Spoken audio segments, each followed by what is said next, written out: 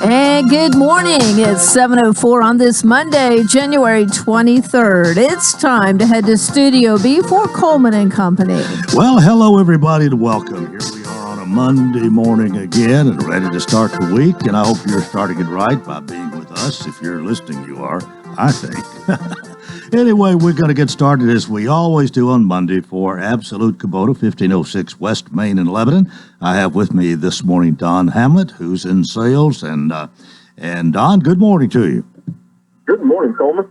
Good to hear your voice this morning. And we just want to remind everybody again of all the good things that's going on at Absolute Kubota, 1506 West Main here in Lebanon. We've got the new year started off pretty strong, I believe. We've got a lot of people have been driving by, and then as they stop in, they're noticing we've got a little bit more equipment than maybe we've had in the last couple of years.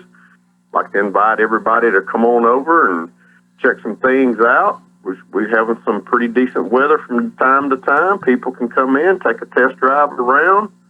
You know, we're always happy to go out with our customers and show them our equipment.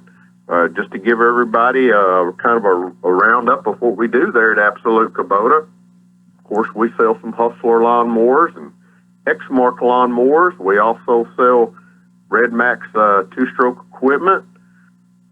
We sell Land Pride implements. Whether you need a brush cutter or post hole digger or box scraper, any of those type things, we have all that stuff in stock for you, set up, ready to go. Then on the Kubota side, anything from, you know, your regular lawn tractors to zero-turn lawnmowers, homeowner versions, commercial-grade lawnmowers. We have small utility compact tractors, utility tractors. We have some larger cab tractors in stock right now.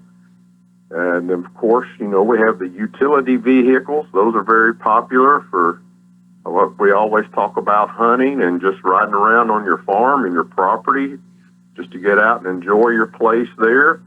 And then, of course, now we also have construction equipment, whether you need a skid steer, excavator.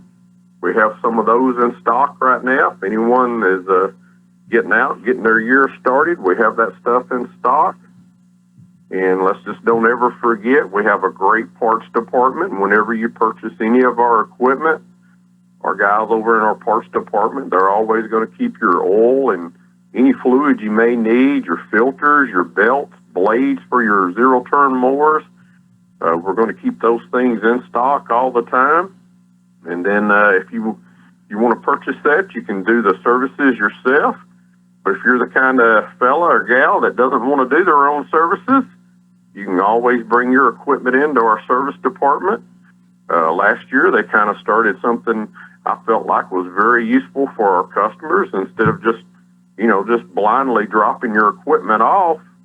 And, they kind of have it now where you can just call in, you can set up an appointment, you can either drop it off or they can come out and get it and typically get you turned around in a couple of days and you can have your equipment right back to you. All right, I want to ask you something. You mentioned those RTVs, and they've been a little bit scarce, and sometimes maybe you had to order. You got a few more of them now. Are they a little more plentiful?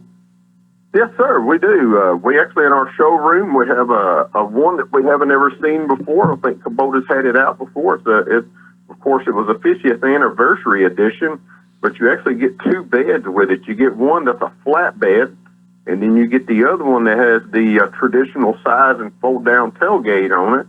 We've got that one. That is an RTV 1120. We have an RTV 520, which is one of the smaller gas units, really popular with people that just, want to get around on their farms and check out their cattle and just, maybe take their grandbaby for a ride. I think we have a couple of the RTV 1140s in stock right now. Those are the units that you can either have it broke down and have it be a two-person carrier, have a larger electric over hydraulic dump bed, or you can shorten the bed up a little bit and quickly and easily convert it to a four-person carrier. So we have all these units in stock right now, and all we got to do is gas them up, and they can be ready to go pretty quick. And you did mention lawnmowers. Of course, nobody's mowing their lawn right now. I don't think they would be. But you do need to be planning ahead. And as far as specials go and this sort of thing, is this a good time to come in and buy a lawnmower necessarily, or is it better to wait till spring? No. Any time's a good time to come purchase a lawnmower. Like you said, no one's really pressed to get out and make sure they get their grass cut or anything like that right now. But Kubota, on all of their equipment right now, still has the 0 down, the 0% interest financing going. Pretty easy to qualify. We can do a lot of that stuff over the phone. If our customers want it, and when they get home in the evenings, they can get on their computer and they can apply for their financing online.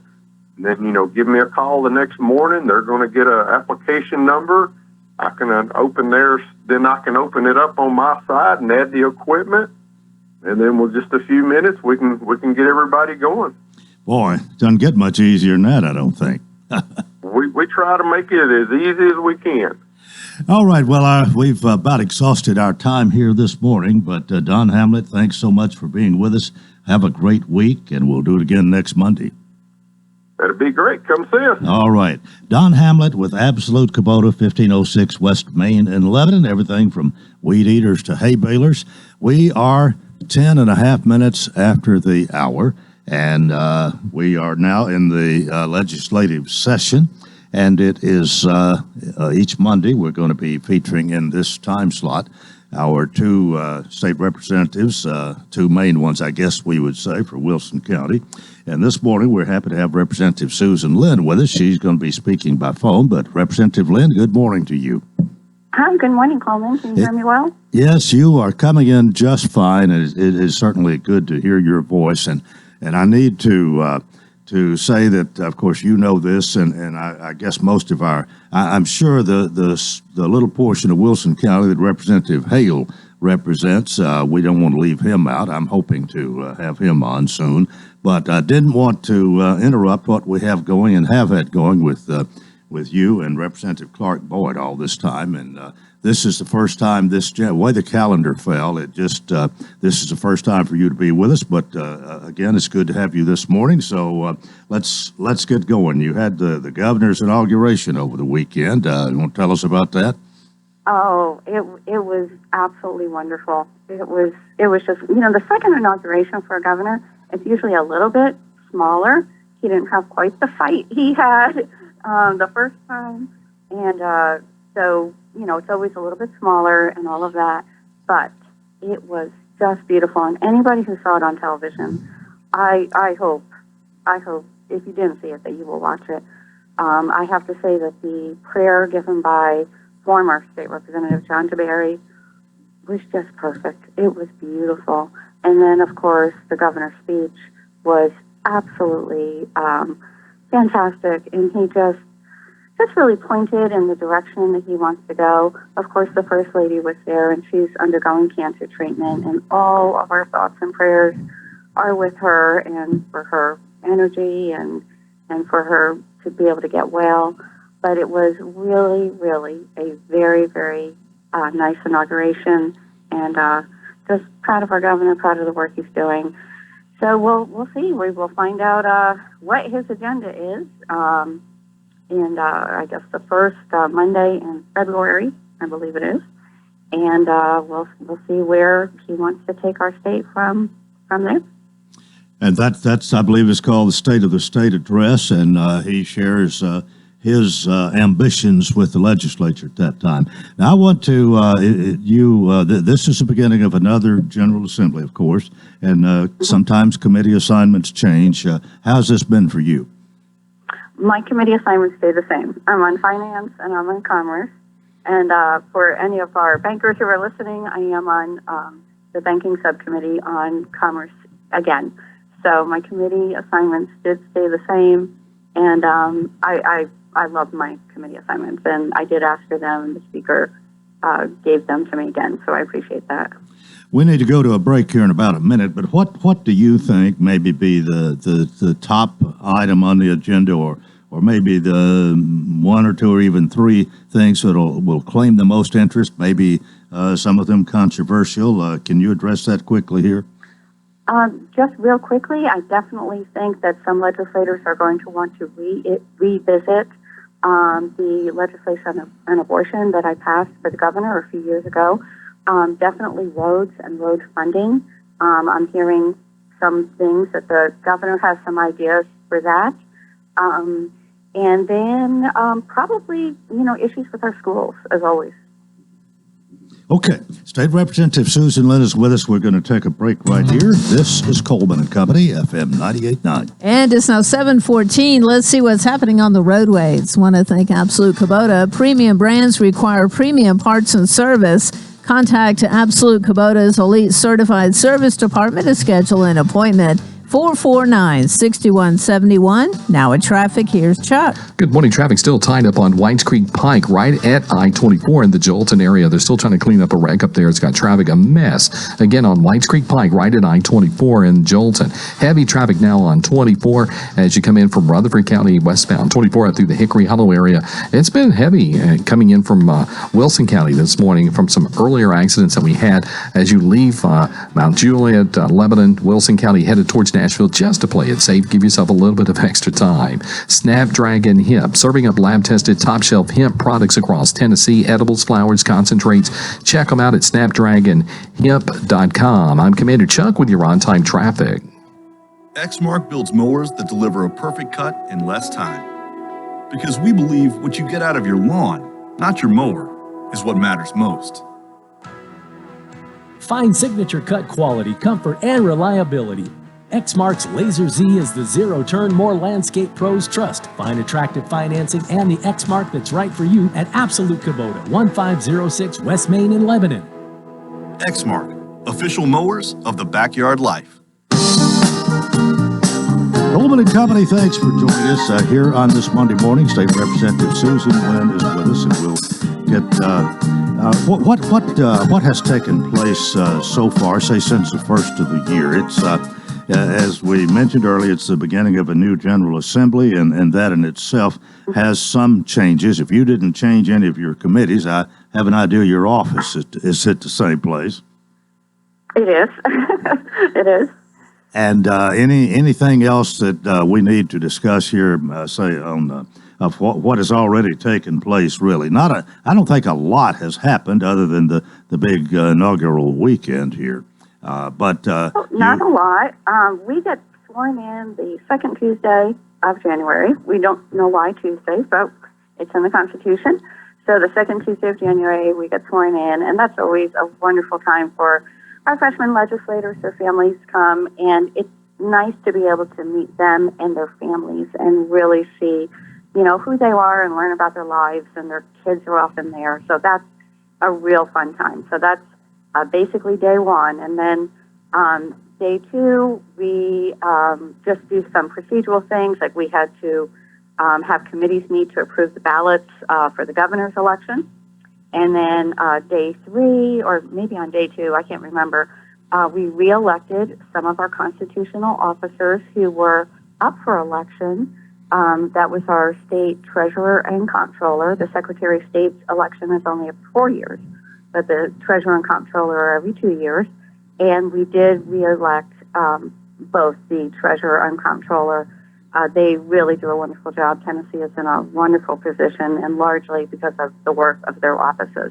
Remember, the Secretary of State, the treasurer, and the comptroller, they basically work for the General Assembly, and that's why we elect them. They are super watchdogs over the money, over the state and local governments, boards, commissions, all of state government. It is they're really important offices. And so then last week, we just met again to basically set a date or time for the inauguration of the governor, which we already knew what that was, but you have to do it formally. All of these things are formal actions that are recorded in the books and all of that. So it's just been a lot of, I guess, formalities and procedural things. After the inauguration on Saturday, immediately after the House and the Senate, we each had to return to the chamber so we could close the opening session of the General Assembly formally and open the legislative session. So that was done on Saturday. Now the legislative session is open from Saturday until we are done, sometime in May, and then the second half would continue the next year. Okay. Again, you said that you're on, I believe, Finance and Commerce committees, the two that you have been on before. Any subcommittees that you're a part of? I am part of the banking subcommittee on commerce and the appropriations subcommittee on finance. And we are already in budget hearings. That's another thing I forgot to mention. We met twice last week for budget hearings, and we saw some of the smaller entities, but no less important. We saw the Department of the Military, and we saw a lot of things like the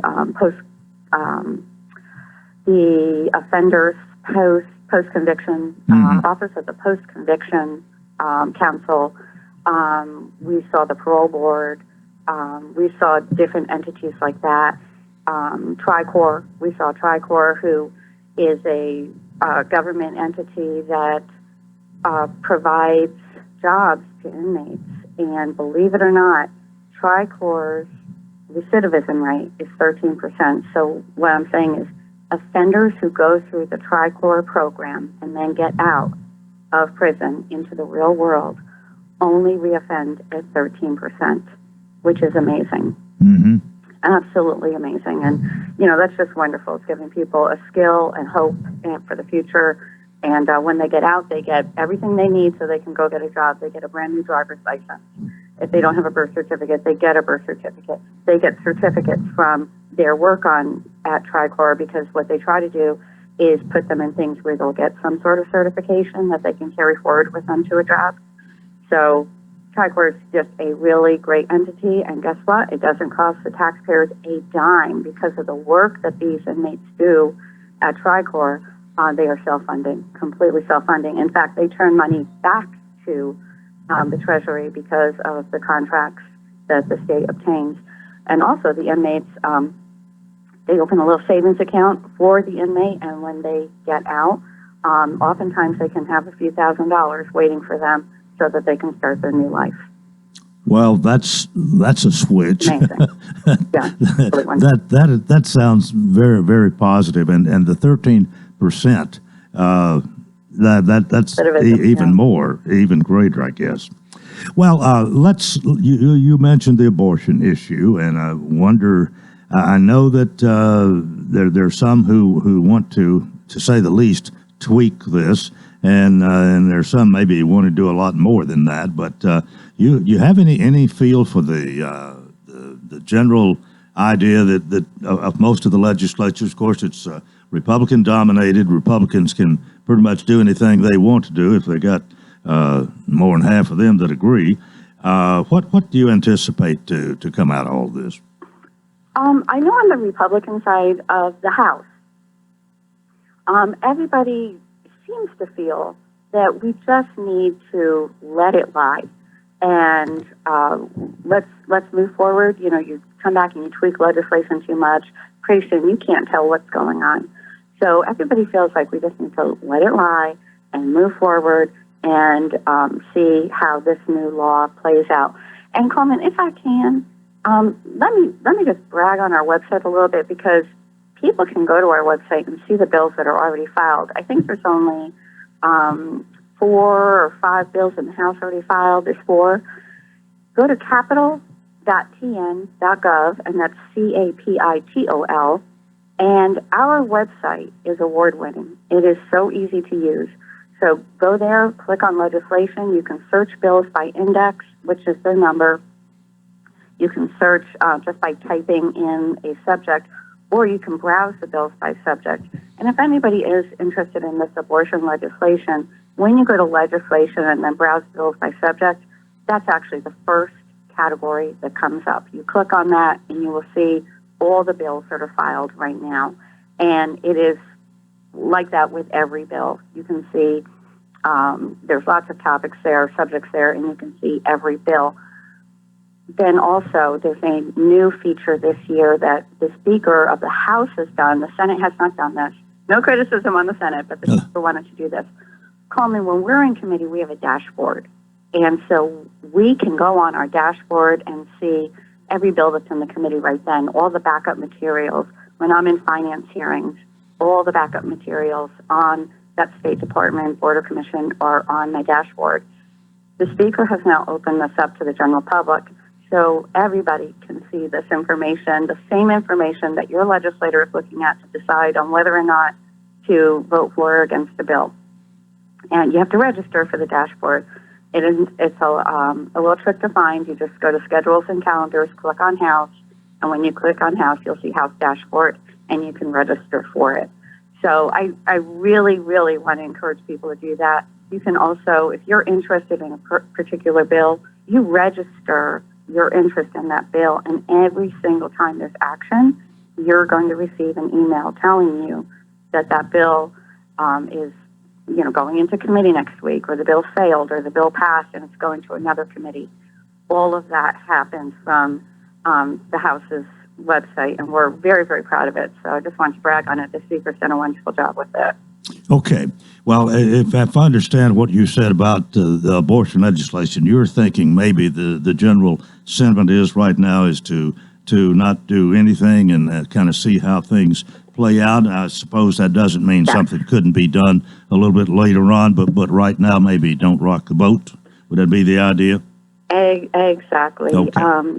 All right, let's pick up another thing. You mentioned there's probably going to be legislation regarding schools, and I know if we've got any school directors or teachers even listening, that they probably want to get an earful right here. What are you anticipating regarding schools? Yeah, there'll definitely be a lot of legislation regarding schools. Don't forget, PISA is going to go into effect, our new way of funding. There might be a few tweaks to PISA. Of course, the school library books, that issue that is going on, definitely there will be legislation dealing with that. Another legislator has legislation dealing with class size. And, I get his argument. It's a compelling argument, but I just don't know that the committee would want to do anything to adjust class sizes at this time. But I've been talking to our director of schools, and he is keenly watching all of this legislation, as we expect him to. And it's really nice to be able to hear from him. I just, call my colleague and I say, what are your intentions with this bill? And we talk about it. And then I call the director back and I let him know what my colleague said. So I appreciate our relationship there. Okay, another thing that I know Senator Pody has mentioned this a time or two, and this may be something the governor is really wanting to do to maybe somewhat of a change in road building, in that we're not calling them toll roads, and I forget the expression. I need to write it down about 3 times, but I think if this should go along, we're going to have some roads where people can pay and probably get where they're going faster if this all works out right. What do you think? What do you know about that? Well, yeah, I don't think this is widely known yet, but that is sort of the direction the governor's going into. There's concerns with that. There's going to be some big out-of-state, company who's, getting money from our roads. Of course, the road fund would get money from this too. Everybody would have to have a little gadget up in their mirror or their window, and if you wanted to ride in the tolled lane, or if you pulled over in there, they're going to get your license plate and send you a bill if you don't have one of those gadgets in your window. For me, I feel like I would rather do what we did last year until we can really find a solution that everybody would feel comfortable with about our roads. Roads is the number one thing that I hear about in my district. And what I'd like to do is give a grant of $1 billion, maybe $2 billion from the general fund to the highway fund, and keep discussing these issues. and keep looking for a solution. It's hard for people to realize, but during COVID, everybody stayed home.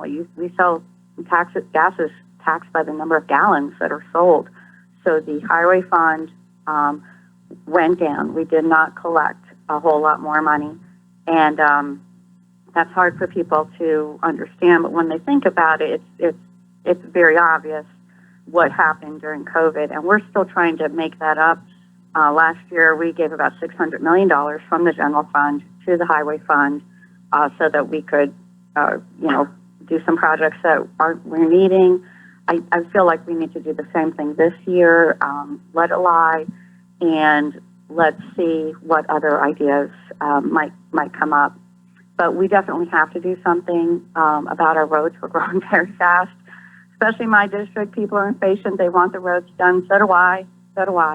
But there really just isn't enough money to go. Half of TDET's budget goes for maintenance, and then the other half is, going for basically critical, dangerous issues. And then, of course, you've got issues of congestion, which we want to see happen, and economic development. So. Okay, well, we've come to the end of our time here, but it's really good to hear you this morning, and we'll talk to you again in 2 weeks, okay?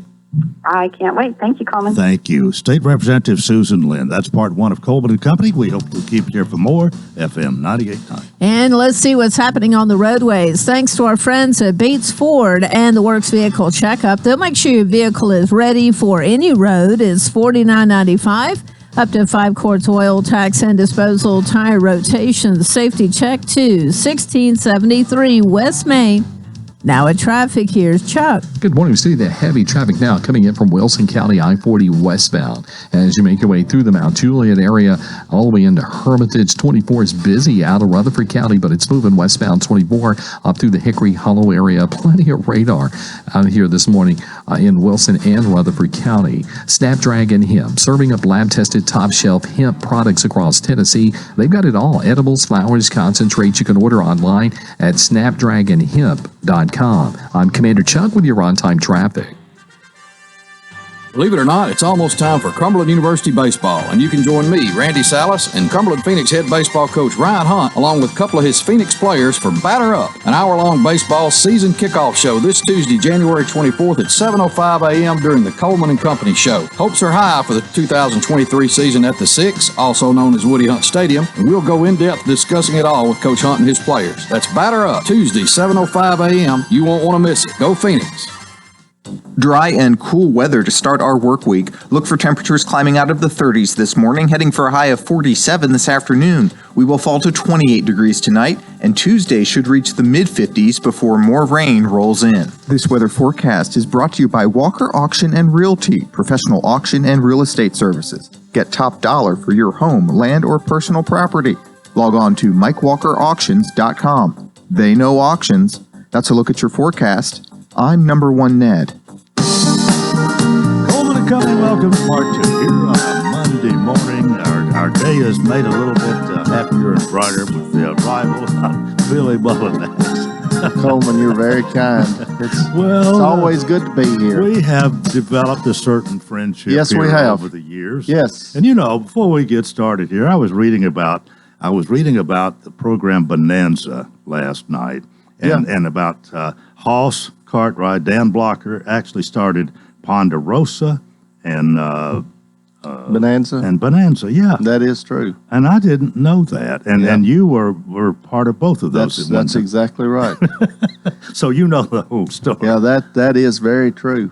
He was. We won't go into why you changed from one to the other, but we need to get going for Mount Juliet Chrysler Dodge Jeep Ram. That's the name now, not Rocky Williams. Mount Juliet Chrysler Dodge Jeep Ram, 600 Pleasant Grove Road in Mount Juliet. Billy Mullinax is still there. He's the general manager and still here every Monday. I'm still here every Monday, Coleman. Well, how's it going here in January? Going good. January looks like it's going to be a good month. And January is always one of your slower months. I guess after December and Christmas, people just are spent out. So January normally is just a little bit quieter, but it's been a good month. Well, we're glad to hear that. And, of course, that location you have there, 600 Pleasant Grove Road over by Walmart and Academy Sports on the easy side. On the easy side of Mount Juliet. And you don't mind sharing that every time. No, because it really is. In fact, I had picked up a customer, went and picked up for the service department on Saturday, and we were just talking on the way back, and she said, I was so happy when I realized that y'all were on the north side of the interstate. She said, I was dreading having to go over on the other side. So okay, well we got that right then. Yeah, that's right. That's well, right. what you got any particular message for us this morning? Coleman, it's new inventory is picking up just a little bit. We've got about 75 new vehicles on the lot right now. So it is a little bit better than it's been. But if you look and don't see something that you like on the lot, we can order you a vehicle, and you still get our same great low pricing if you order one as you do if you find it right there on the lot. So a lot of people do that. It's gotten to be in the last 18 months, Coleman. It's gotten to be a very common thing as new inventory was a lot slimmer and continues to be slimmer.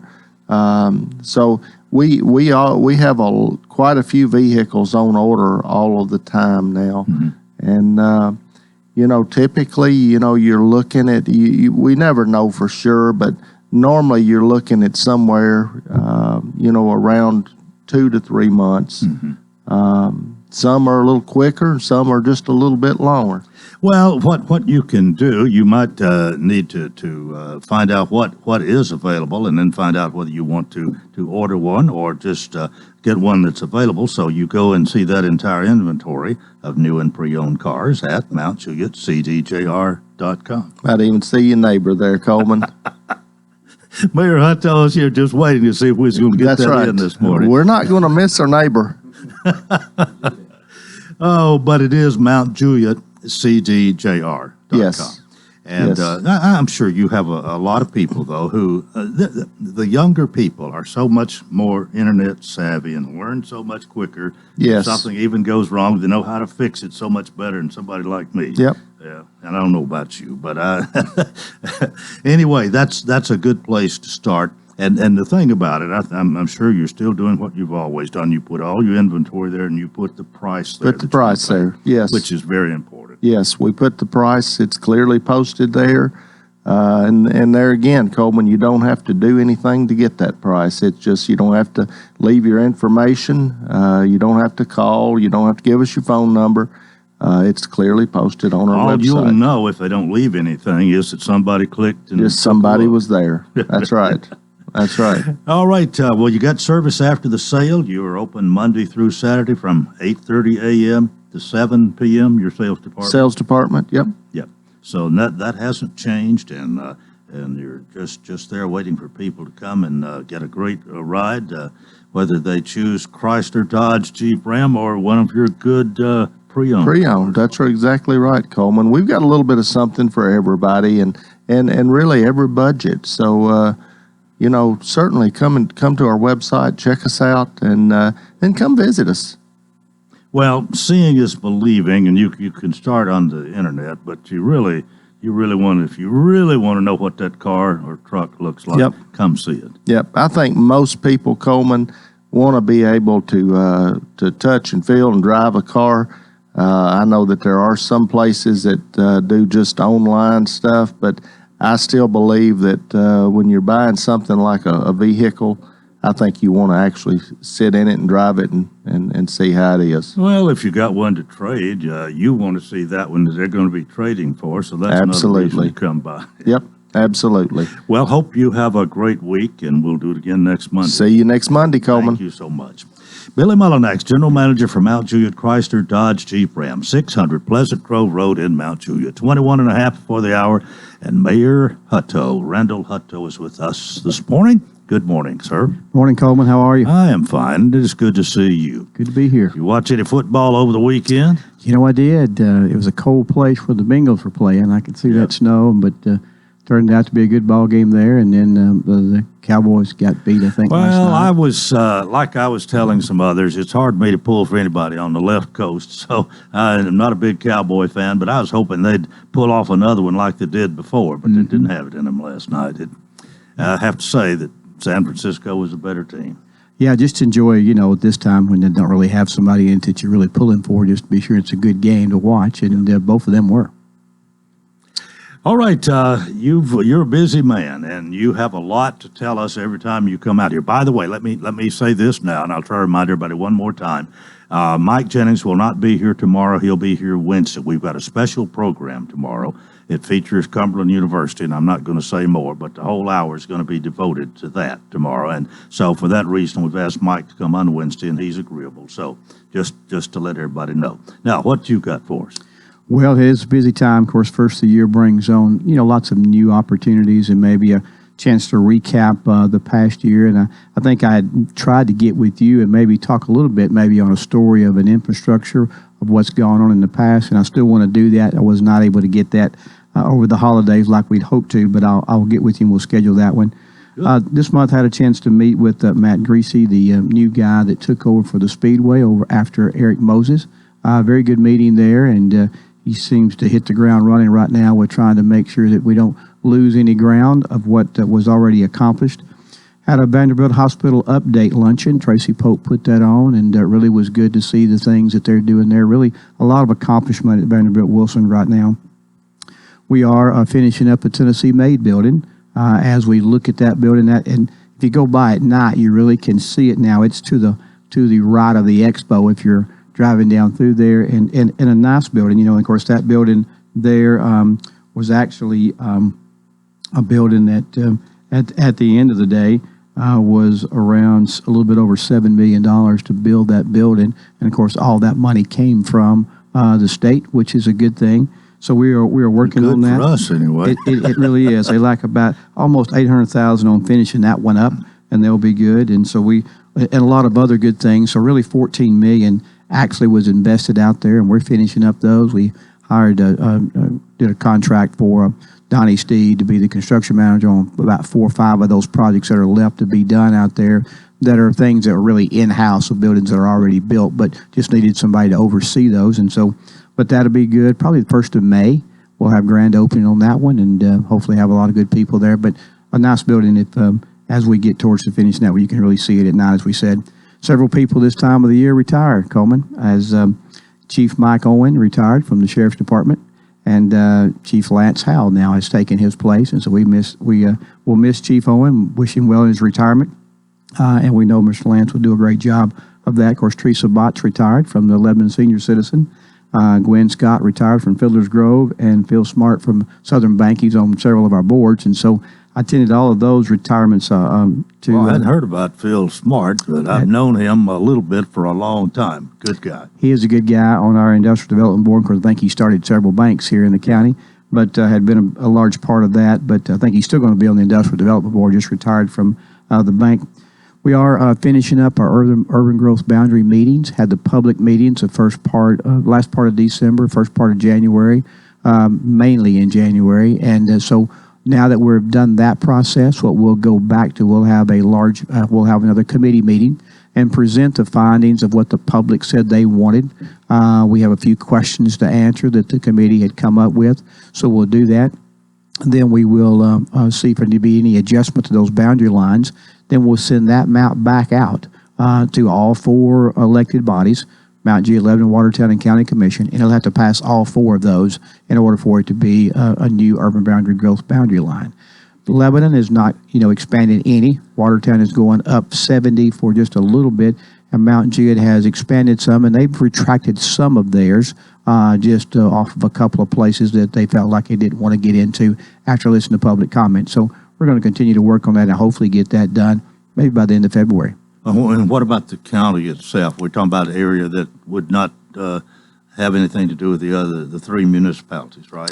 And what this is that they extend their urban growth boundaries. Simply just means outside the city limits, there's another line that only thing that happens there is no taxes involved there is no services involved, but they identify that area so that as buildings and stuff that are built there will have to go to the planning commission of that jurisdiction.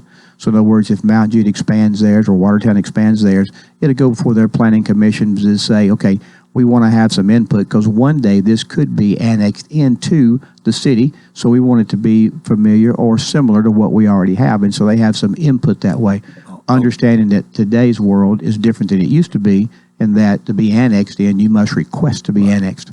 Well, what we're talking about really is the cities. This county is a part of it, but you're not. We're not. It's not like an incorporated counties. The county's a county. The cities are the cities. Yes. Okay. It really doesn't affect us a whole lot beside them just picking up that territory and then having the jurisdiction really out of their planning commission before we would out there in that area. Okay. Let's, if you're ready, I think we're ready. MJ's ready. We'll take a break right here. This is Coleman Company of FM 98.9. And let's see what's happening on the roadways. Thanks to our friends at Absolute Kubota. Premium brands require premium parts and service. Contact Absolute Kubota's Elite Certified Service Department to schedule an appointment. 449-6171. Now at traffic, here's Chuck. Good morning. Pretty heavy over here on 65 southbound, trying to get past Trinity Lane. All that traffic coming through that section of East Nashville, coming down from the north there on 65 through Madison. It's really increasing. Heavy traffic volume right on schedule, leaving Rutherford County on 24 westbound up through the Hickory Hollow area. At least it's moving. Traffic's still a bit busy from some earlier problems we had on 40 westbound in the Hermitage area. Just left us with heavy traffic coming in from Wilson County, again through Hermitage as you continue towards Donaldson. Nash Painting services all in Middle Tennessee. They're online at nashpainting.com. I'm Commander Chuck with your on-time traffic. Gregory Dental Group in Lebanon is a family dental practice located across from Vanderbilt Wilson County Hospital. They offer cosmetic procedures, dental implant services, and now featuring new digital dentures. Premium dentures in just 2 appointments. No insurance, no problem. Call about our discount plan. Hi, I'm Dr. Derek Gregory. In my office, you can count on a compassionate staff who will truly listen to you, take the time to get to know you, and discuss your personal needs. I look forward to meeting you. Gregory Dental Group, 444-0322, West Medora Parkway, across from Gibbs Pharmacy. Coleman and Company, thanks for joining us here on this Monday morning. County Mayor Randall Hudson is with us. We appreciate his visit each month.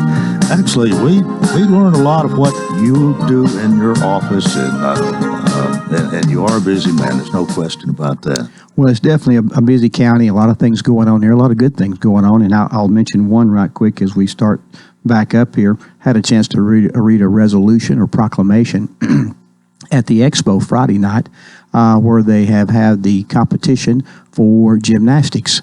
The NCAA, hard to believe, but the NCAA had 5 schools out there, Fisk University being one of them, as that's kind of their home court, you might say. But really was a great crowd there and a great opportunity to see college athletes participate. We were there to honor Morgan Price, which is Chris Price. He played for me at Lebanon, but was a great athlete here and entrepreneur as well. That passed away suddenly in a motorcycle accident, but got to honor her. But it was just great to see all of that. Commissioner Annette Stafford was there with me. She kind of helped oversee some of that, so that was really good. So that was a good thing that happened. I didn't get a chance to go, and I was on schedule to go, but another personal conflict came up with the Tennessee Association of Fairs. Met this weekend, and so I'm sure that we'll find out how many awards we won on that. And then we had last month. We try to do stuff to at least once a year, once every 2 years, to bring the commission, the councilman, and the Board of Education all together. So Sarah and Brooke and Susan and in our office, along with Christy, went together and put on what we call Commissioners' Nights. We had it at the Capitol Theater, had a meal and a band, and played some activities there. No taxpayer dollars were spent. It was all funded by Panettone, which actually helped us put that on. And we brought the school board members and their spouses, the councilmen from Mount Juliet, Lebanon, and Watertown and their spouses, and the mayors and their spouses, and the county commissioners and their spouses together, had a meal. And then we kind of competed. We had 3 or 4 people to donate some cash. And so they played some games and took that cash that was donated and gave that to a worthy cause. For example, Bill Trevitt, which was on a team, he's a Mount Juliet County Commissioner. Kevin Costley, which is a Mount Juliet Commissioner. And then Kevin Costley is a County Commissioner. Phil Moorhead's a City Councilman. Kerry Pfeiffer's a School Board Member. And Steve Casey is a Watertown Councilman. They competed and won $250 from Eddie Poole's team. Eddie Poole is the one that donated the money, and they decided to give their money to CASA.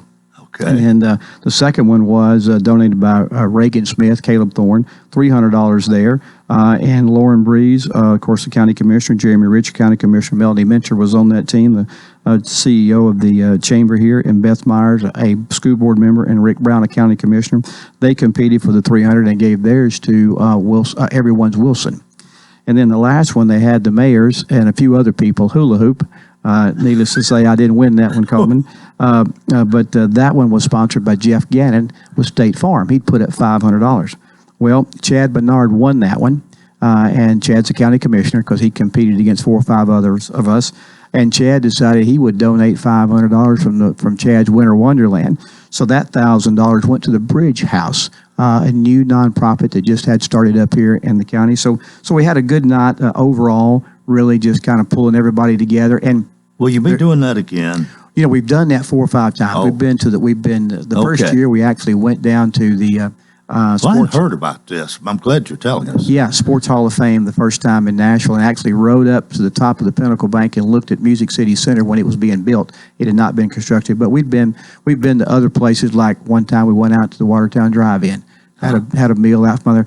But the goal is that, you know, a lot of times we work together, and this was really started by Jeff Gannon and Caleb Thorne and a few others, called the Power of One. Back when we first got started here in office, you know, there was always a conversation about the 109 wall.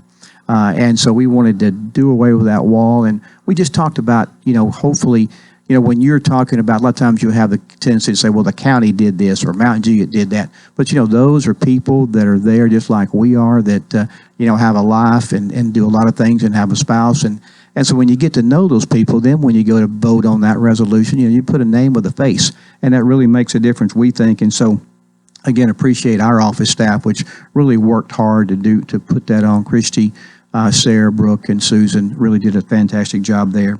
I will say that we are got our budget timeline out as we were supposed to already. We did have an audit exit interview here this last weekend, and so it won't be long. The audit results will be out, and look forward to hearing from those. We will have a mock train disaster on April the 12th at the Hermitage train station. That's where they kind of put on a disaster if anything were to happen. They practice at that. You know, I learned as we talked about that, we have 128 miles of railroad here in Wilson County that runs through Wilson County, $9.4 million on their budget. So I thought that was a pretty interesting fact of what we just see going up and down. And they carry a lot of cargo there to different places, all the way from Cookeville to Nashville, or Monterey to Nashville. And the last thing I'll say before I get into the commission was Mount Juliet passed a resolution putting $25 million towards the Central Pike interchange. And so hopefully that will ease up the other side of you and your buddy's conversation about the easy side of Mount Juliet. Maybe that'll help with some of that traffic there. Tonight, as we start the county commission meeting at 6 o'clock, we're going to kind of have a special presentation from TVA and Middle Tennessee Electric. They're going to kind of come and give us an update. We just felt like it was important for them to say, you know, what happened during the rollout blackouts? You know, are we building too much? That was kind of the conversation from a couple of commissioners. But as I talked to them, they said, no, that is not the issue at all. And I said, well, would you come and kind of talk to our people? And so they're going to be there tonight from 6 o'clock to 7 to talk about that. The public is definitely invited if you'd like to come to that. We invited the county commissioners, all 3 city councils, and their mayors just to hear if they'd like to about what was going on there. Prayer and pledge tonight will be by Commissioner Fields. We will recognize those 3 donors that I talked about a while ago about Commissioners Night during that time. We'll have a historic moment by Commissioner McFarland. There is no public hearing tonight. And then we have a student that's going to come and talk about an event that's going to come up in the next few months. His name is Alex Johnson, and he's going to challenge elected officials, myself and others, to have a wheelchair day. In other words, where we come to work and we spend all day in a wheelchair just understanding what it's like to be in that world. And as we come across things that we may vote on or not vote on, or just our ADA compliance of issues. And so I think that'll be a good presentation tonight to hear that. We'll appoint Sports Authority tonight. Rob Porter, Veronica Bender, and Jerry Lynn Brickman will be up for reappointment there. There will be a Judicial Commissioner appointment. They're going to take a part-time and go to a full-time. Commissioner John Gentry will handle that one. On the Planning Commission, we'll ask for Mr. Jeffrey Turner to replace Miss Margaret Dixon. The BOZA alternate, we need an alternate there just to make sure that we always have a quorum. So we're asking to present Mr. Justin Manning for that one. Of course, it's a quarterly report, so we will have, with the quarterly report, a lot of our other officials there tonight. Resolution-wise, we'll have the road list that will be presented tonight for the new road list for the upcoming. That's all the new roads that have been added through all the subdivisions over the past year, and so we'll approve that. We do have a Board of Education budget amendment. We have two WEMA resolutions. One will take some money from the general fund to fund the diesel fuel line or add to that. As you know, diesel has gone up. That's $180,000 on that one. And then WEMA will also just do some from the principal and interest line of the capital lease for their fire trucks. That's just a budget adjustment that Aaron has to do. In the Sheriff's Department, we've got really 5 there. We'll take some money from the medical and dental services to transfer over to help with the food supplies. Also in the Sheriff's Department, we'll take some money from the motor vehicle line and send that to maintenance and vehicle repair. Since it's having a hard time getting new vehicles, we're going to just kind of repair some of the old ones we got. Take some money from the drug and medical side of their budget and move that to other supplies and materials to cover some shortfalls there. And then they're going to take some money from in-service staff development and move that over to uniforms. The last one they have definitely a principal capital lease, some money that's left over there that they're going to send over to equipment and supplies to help in some lines at that time. The county coroner medical examiner will take some money from the fund balance and send to the coroner's department there. We are having an increase in autopsies. The cost has gone up, and the number of autopsies that we've been doing have gone up as well. There'll be a transfer in the line item of animal control to take a part-time to a full-time person there. And then the Ag Center is making a transfer from their fund balance to a line item to buy some more tables and chairs for the Tennessee Made building that's coming online. And that will kind of conclude us, Coleman. Well, it sounds like there's quite a lot to go through tonight, but some of that is fairly routine. I mean, moving line items, that's just when you've expended more from one side of your budget than you have the other and kind of balancing it out, I guess. But I guess the real thing is if you don't go over the overall budget, and you're doing a good job staying within budget regardless of how it might be on the individual parts of it. They try to, Aaron and them do a great job of just trying to make sure that we keep things balanced as we go forward. And, this time of year, mid-year, you'll have some of those adjustments. But really, all in all, it's not very many. And, of course, as I always remind people, we don't have public comment, during the county commission meeting because we have the committee meetings. And so this gets hashed out through the committee meeting, so if it makes it through that, it's normally a pretty safe deal when it gets to the county commission, or it would have gotten killed early on.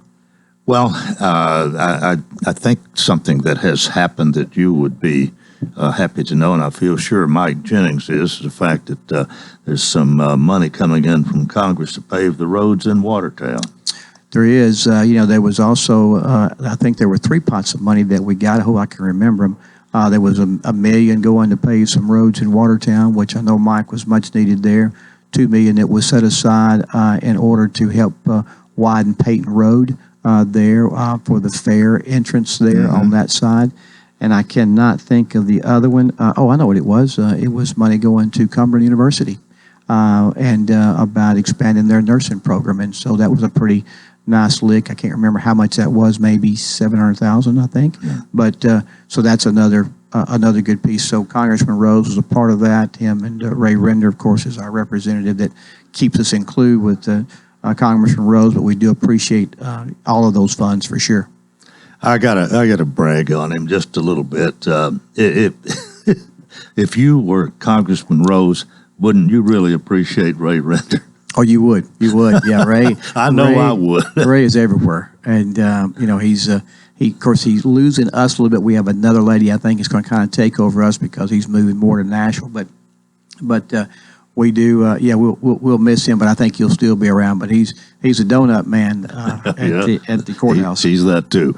Here, is there legislation pending, or that you've heard about going to be brought up here in the state that you're really concerned about that would affect the county one way or the other? No, we have a judicial ad hoc committee that will meet, and they will start kind of meeting regularly to talk about any bills that come up. The Greater National Regional Council also sends us an onslaught a lot of times of the summaries of those bills so that we can kind of keep up with that. Sheriff Ash, of course, when he was down in Nashville, would always, when he was on the commission, he always had a pretty good hand of what was going on as well. So we'll do that. Senator Pody has a meeting, I think, once every Thursday or every Tuesday, one to where he sits around with people and talks about that. So we try to keep up with that. A couple of things I had asked him to look at. One was, is there a way to get the tractor-trailer companies to purchase the GPS for tractor-trailers that keep the tractor-trailers off of the rural routes? That is a large problem that we have. So that's kind of an issue, and he's going to look into that, as well as maybe possibly looking at, there was a conversation about a road. I'm not really full of the details there with the road in Mount Juliet, but just maybe roads that, since we have so many Century Farms, is there any protection out there for Century Farms to eminent domain? Just because we lead the state in Century Farms, and could that be not really? I'm not really fighting what they're doing right now in Mount Juliet, and I think that's a long way in the planning. But just thinking about our farms and trying to keep those together. Yeah. If the farmer wants to, if the farmer, hey, they want to sell it, then that's their call, of course. But we take pride in having those Century Farms. And so that was just a conversation I'd ask him to look at and see if there's anything out there for that. But other than that, I know there'll be a lot of stuff. I think Senator Pody is on the state and local government committee.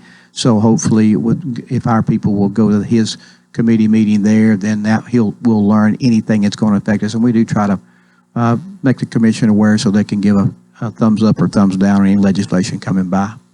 Mayor, thanks so much. We appreciate your monthly visit. And just again, a reminder, Mike Jennings will be with us to tell us about tonight's meeting on Wednesday at 7:30 rather than tomorrow. Special day tomorrow, and we hope you will be with us for that. And until tomorrow, I wish you a magnificent day.